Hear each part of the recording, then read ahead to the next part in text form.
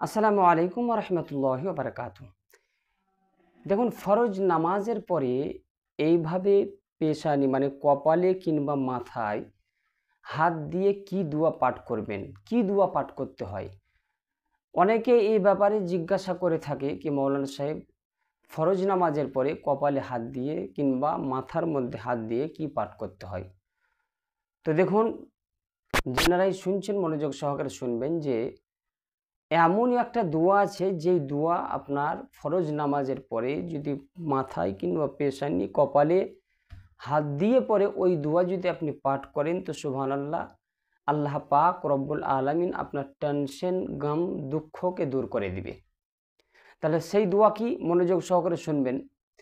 সেই দোয়া বলা হয়েছে বিসমিল্লাহিল্লাযী লা ইলাহা ইল্লা হুয়ার রহমানুর রহিম আল্লাহুম্মা আযহিব আন্নিল হাম্মা ওয়াল হুজনা।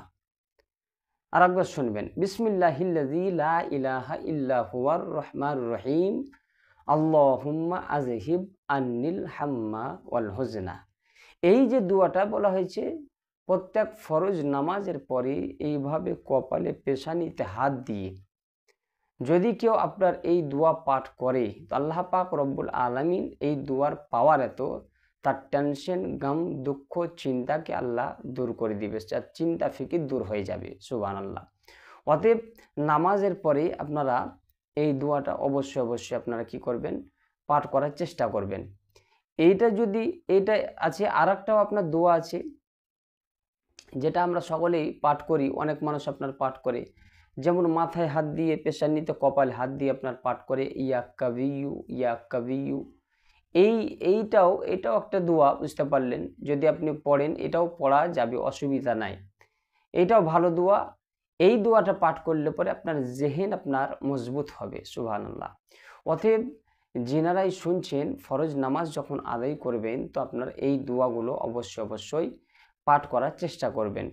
3 বার পাঠ করবেন কিংবা 11 বার পাঠ করতে পারেন। অতএব নামাজের পরে অবশ্যই আপনারা এই দোয়ার উপরে আমল করার চেষ্টা করবেন। আশা করি বুঝতে পেরেছেন। আল্লাহ পাক যেন আমল করার তৌফিক দান করে। চ্যানেলে নতুন হলে চ্যানেলটা সাবস্ক্রাইব করবেন, ভিডিওটাকে লাইক করবেন। আসসালাম।